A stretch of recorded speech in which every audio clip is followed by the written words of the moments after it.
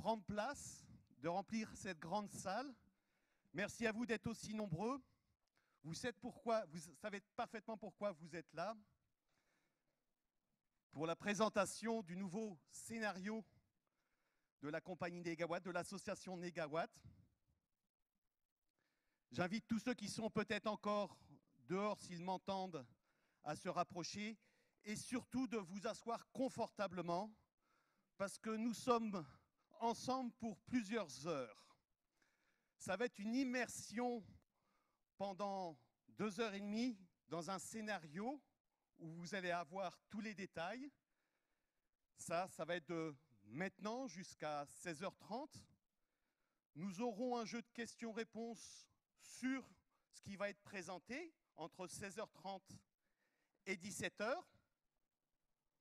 À 17h, nous animerons une table ronde avec 4 grands témoins qui viendront exprimer leur ressenti par rapport à ce scénario Négawatt. Nous terminerons à 18h précise, car nous devons rendre la salle impérativement vide à 18h45. Il n'y aura pas de pause café. C'est pour ça que je vous invite à tous bien vous mettre très confortables dans vos fauteuils. Et puis, on va commencer avec le président de l'association Négawatt, Christian Couturier, qui va vous donner le mot de bienvenue. Et on va tout de suite plonger dans ce nouveau scénario pour la France, scénario pour la transition énergétique. Merci à vous, merci d'être là. Un oubli, le jeu de questions-réponses se fait par les moyens modernes. Et comme vous le voyez sur l'écran, il y a un numéro de téléphone et c'est par SMS qu'on vous invite à formuler et à transmettre les questions. Toutes seront adressées, pas forcément aujourd'hui, selon la densité et selon votre stimulation. Elles seront adressées pour la plupart en live, après avoir été identifiées et reçues, et celles qu'on ne pourra pas traiter aujourd'hui le seront via notre site internet. D'accord? Donc, Christian Couturier, le président de l'association Négawatt. Merci Benoît. Donc Benoît Lebeau, qui est le premier président de l'association Négawatt, auquel avait succédé Thierry Salomon, qui est par là, et donc j'ai pris le relais il y a aujourd'hui 2 ans. Alors, pour resituer le contexte, d'abord, on va d'abord vous avouer qu'on s'est quand même beaucoup trompé depuis le début. Donc on va crever l'abcès tout de suite, on va vous montrer l'erreur fondamentale qu'on a faite à Négawatt depuis aujourd'hui 13 ans, 14 ans, même le premier scénario Négawatt qui est sorti en 2003. En 2003, notre scénario Négawatt, c'était un scénario de diminution forte de la consommation d'énergie finale. Ici, vous avez le graphique qui explique en térawattheure la consommation d'énergie finale qui montait régulièrement. Et le scénario tendanciel, donc, auquel on compare le scénario Négawatt, c'est un scénario à nouveau de croissance de la consommation d'énergie. Donc, c'est des scénarios qui étaient en plus faible croissance que tous les scénarios qu'on voyait jusqu'à présent, qui étaient réalisés par l'administration. Nous, on avait un tendanciel qui était inférieur au tendanciel qui était les scénarios de référence du ministère de l'énergie de l'époque, et notre scénario Négawatt est un scénario en forte réduction.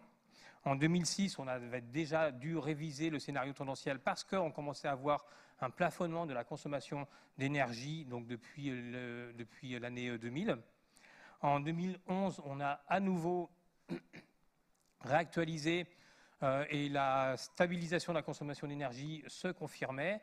Et là, en 2016-2017, pour la première fois, on vous présente un scénario tendanciel qui est en diminution par rapport au niveau actuel, qui ne fait que entériner ce qu'on constate aujourd'hui depuis 15 ans, c'est-à-dire une stabilisation, voire une diminution de la consommation d'énergie finale en France. Et on peut considérer qu'un phénomène qui dure depuis 10 ans, ce n'est pas un phénomène purement conjoncturel. Le purement conjoncturel, on le voit ici en 2008, Hein, ça, c'est la crise. Mais aujourd'hui, on peut considérer qu'on est entré dans une phase où la consommation d'énergie n'est plus à l'augmentation permanente. Donc, ce qui fait qu'en gros, sans rien faire, on a quand même économisé 1000 TWh d'énergie finale simplement en révisant le scénario tendanciel. Donc, c'est ça la principale erreur qu'on a fait nous, c'est-à-dire de penser que la tendance était encore à l'augmentation de la consommation. Et donc, on peut aussi souligner le fait que le scénario tendanciel 2016, hein, qui se trouve ici, est finalement pas si loin du scénario négawatt 2003 qui se trouve là. C'est-à-dire qu'on voit bien qu'entre 2003 et aujourd'hui, la réalité de la consommation a suivi à peu de choses près les perspectives. Ce n'était pas des prévisions, mais c'était le scénario, c'est notre modélisation à nous, du scénario 2003. Donc, on peut dire, en étant assez prétentieux quand même, qu'on avait prévu ce qui allait se passer. Vous aurez quelques minutes d'autoglorification dans les 2h30 qui viennent. Il va falloir vous y faire.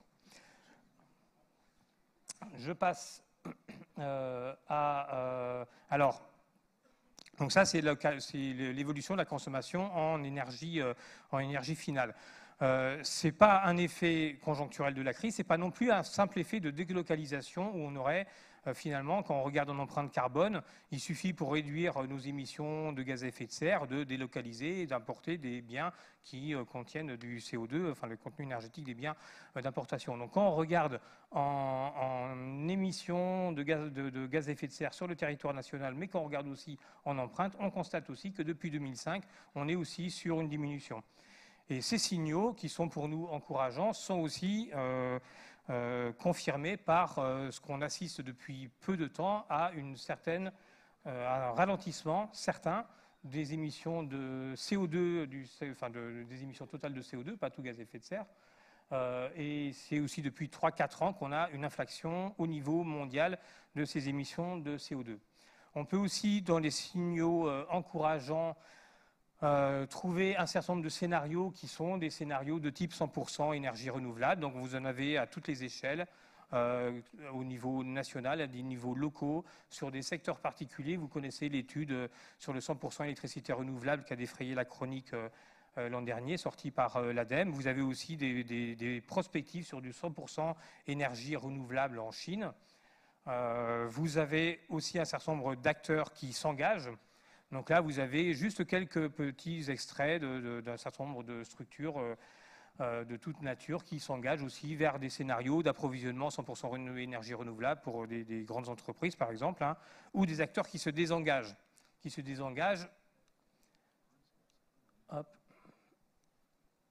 désengagent des fossiles. Et aujourd'hui, on a donc les institutions financières qui sont entrées dans le mouvement de désinvestissement des fossiles représentent aujourd'hui 5 000 milliards d'actifs. Hein. Donc c'est un mouvement de fonds aussi qui fait partie des signaux positifs qui plaident pour le réalisme des scénarios de transition énergétique de type négawatt. Je passe la parole à Yves Marignac qui va nous parler de méthode. Merci, bonjour à tous. Effectivement, alors les objectifs et la méthode du scénario, en commençant dans la continuité de ce que vient de dire Christian Couturier, par repréciser, disons, les points importants, les objectifs qu'on a pu se donner en engageant ce travail sur le scénario 2017 par rapport au scénario 2011 et en faisant d'ailleurs peut-être un commentaire, parce que c'est quelque chose qui est revenu notamment dans nos échanges avec les journalistes ces derniers jours et ce matin. C'est assez frappant quand même de constater que le scénario 2011 a montré une vraie robustesse, que 5 ans après, il est encore présent dans le débat, il est encore utilisé comme référence par un grand nombre d'acteurs. Et ça correspond pour nous au fait que globalement, on n'a pas ressenti de besoin de revoir très profondément les orientations, les choix du scénario. Par contre, on a ressenti le besoin de faire un certain nombre de choses. D'abord, d'actualiser évidemment nos données par rapport au point de départ de la trajectoire. Hein. On était sur 2010, année de référence, on est maintenant sur 2050. Ensuite, de réviser quand même les hypothèses et les choix, parce que... Ah, 2015, pardon, oui. l'année 2050, c'est évidemment le terme du scénario.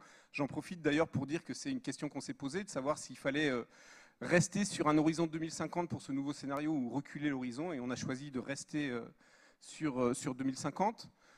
On a ressenti bien sûr le besoin de réviser quand même nos hypothèses et nos choix en fonction de l'évolution des potentiels qu'on peut observer sur la maîtrise de la consommation, sur le développement des renouvelables, sur les choix technologiques, etc. D'intégrer aussi les effets du changement climatique, par exemple sur la production, les perspectives pour la production hydraulique ou pour la biomasse. On a ressenti surtout le besoin d'approfondir et d'élargir notre travail en incluant des nouveaux éléments dans notre évaluation, en renforçant par exemple le couplage qu'on peut faire entre urbanisme, transport, bâtiment, en allant plus loin dans un bilan matériaux, en renforçant la synergie qu'on avait déjà en 2011 avec le scénario After 2050, et on y reviendra à plusieurs reprises, donc sur les éléments énergie, agriculture, sylviculture, en étendant notre analyse à l'ensemble des émissions de gaz à effet de serre dans tous les secteurs, en intégrant d'autres impacts, là aussi bien sûr on y reviendra. On a aussi, contrairement à ce qu'on avait fait en 2011 où on avait publié le scénario et ensuite publié une évaluation économique, cette fois-ci on a intégré l'évaluation économique dès ce travail d'élaboration, et donc elle vous sera également présentée aujourd'hui. Et puis globalement, à l'issue de tout ça, on a réévalué la trajectoire avec la question de la possibilité ou non de rattraper le retard, puisque les années qui viennent de se passer n'ont pas été aussi intenses en termes de mise en œuvre de la transition que ce que représentait le scénario, d'actualiser ce qu'on peut raconter sur le rythme et la profondeur nécessaire de l'action, et d'interroger plus complètement qu'on ne l'avait fait en 2011, l'impact de notre trajectoire par rapport à l'enjeu climatique. Les fondamentaux du scénario, de fait, sont grosso modo les mêmes qu'en 2011. Donc c'est d'abord notre hiérarchie classique des solutions, j'y reviens dans un instant, sur la mise en œuvre de la sobriété, de l'efficacité énergétique et le développement des renouvelables. Un réalisme technologique, là aussi je vais expliquer un peu plus ce qu'on met derrière ça. Et puis, une volonté de représenter une trajectoire de développement soutenable, ce qui veut dire pour nous essentiellement qu'on prend en compte au cœur de notre travail l'enjeu climatique, mais qu'on s'oblige d'une certaine manière à prendre en compte beaucoup plus largement l'ensemble des impacts économiques, sociaux, environnementaux de notre scénario. La démarche Négawatt, donc effectivement, c'est l'idée d'inverser la manière de regarder l'ensemble de notre système énergétique par rapport à ce qui se fait classiquement, où on part des ressources énergétiques pour aller vers leur utilisation. Nous, on part des services rendus par la consommation d'énergie, les services énergétiques. On applique à ces services énergétiques une intelligence, une modération qu'on appelle sobriété, pour n'utiliser de l'énergie que là où elle rend effectivement des services. On applique en deuxième niveau une efficacité énergétique sur l'ensemble des rendements des équipements, etc., donc de toute la chaîne, qui remonte de ce service aux ressources énergétiques qui permettent d'y répondre. Et enfin, on applique une logique de substitution sur les ressources en privilégiant systématiquement les énergies de flux, c'est-à-dire les énergies renouvelables, sur les énergies fossiles et l'énergie nucléaire. Donc le scénario Négawatt, c'est, on va le voir, l'application systématique de cette démarche à l'ensemble des secteurs. Ça passe pour nous, pour chiffrer et quantifier les choses, par un modèle qui est résumé ici, si je puis dire, qui se lit de la droite vers la gauche, c'est-à-dire en partant des usages de l'énergie, chaleur, mobilité, usages rendus par l'électricité, pour remonter via sobriété et efficacité dans tous les secteurs à des besoins de ce qu'on appelle les vecteurs énergétiques, les formes intermédiaires, carburant, électricité, etc. Et pour remonter enfin aux ressources énergétiques primaires. On applique évidemment un équilibre des bilans énergétiques année après année sur tout ce système. on vérifie un équilibre au pas horaire sur l'électricité. Et puis, au-delà de ce bilan en énergie et en électricité, on a différents modules dans notre modélisation qui permettent d'une part d'évaluer des impacts, notamment sur l'ensemble des gaz à effet de serre, de regarder des bilans matériaux et de regarder, c'est une nouveauté, les aspects liés à la pollution de l'air, et puis des modules qui permettent de regarder d'un point de vue économique ce qui se passe en termes de coûts et d'investissement et en termes d'emploi. Alors j'ai mentionné tout à l'heure le réalisme technologique. Ça veut dire pour nous, ça veut évidemment pas dire qu'on n'intègre pas du tout d'innovation, au contraire, mais ça veut dire qu'on est prudent vis-à-vis de l'innovation, dans le sens où on tient à construire une trajectoire qui n'a pas besoin de rupture technologique et de nouveautés qui n'existeraient pas aujourd'hui. On se sent beaucoup plus robuste avec une trajectoire qui fonctionne avec les solutions d'ores et déjà déployées ou suffisamment matures pour être déployées dans les années et les décennies qui viennent.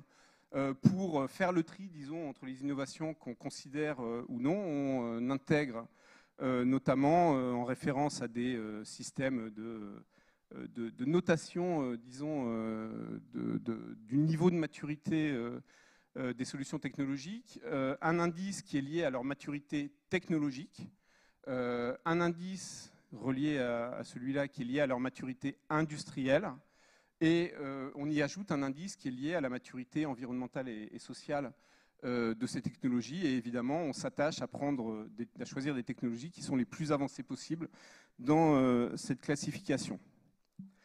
Dernier point en termes de méthode, et c'est un peu une introduction en fait à ce qui suit et au contenu du scénario. Alors on va le regarder de manière sectorielle, mais je voulais vous préciser que la logique en fait, dans laquelle on est plutôt celle qui est décrite ici, c'est-à-dire on part en lien évidemment avec notre démarche de tout ce qui se joue dans la consommation et donc de l'enjeu d'une consommation durable, aussi bien dans ce qui concerne les usages plus sobres et plus efficaces des équipements, les équipements électriques, les véhicules, etc. Plus largement, une consommation maîtrisée de biens et d'équipements et de services. Ça, c'est notre consommation quotidienne, si je puis dire, mais évidemment, il s'agit aussi de maîtriser les consommations d'énergie qui se jouent dans les bâtiments, notamment dans les usages liés à la chaleur, par une maîtrise des surfaces et par une action sur la performance des bâtiments. Il s'agit aussi, encore plus largement, de maîtriser notre occupation de l'espace, transferts modaux, aménagement du territoire. Et tout ça joue sur nos besoins d'énergie dans nos consommations, mais joue aussi sur les besoins de production industrielle et agricole qui doivent s'adapter à ces évolutions. Et puis, in fine, les secteurs de consommation et les secteurs de production définissent un besoin d'énergie. Et là, on joue sur la substitution entre énergie fossile et nucléaire et énergie renouvelable, en réfléchissant sur les différents vecteurs et en regardant comment on peut mobiliser les renouvelables. Et donc tout ça, en fait, se relie aux différents secteurs par lesquels on va passer.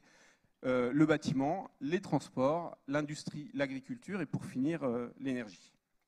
Et je passe donc la parole à Thomas pour vous parler du résidentiel et du tertiaire. Merci Yves. C'est la première partie, vous avez survécu, vous voyez, c'était la mise en contexte, la mise en bouche, la méthodologie. On va maintenant donner la parole à chacun des scénaristes qui a été leader sur chacun des thèmes. On va commencer par le bâtiment avec Thomas et on poursuivra par transport, industrie, matériaux, agriculture, etc.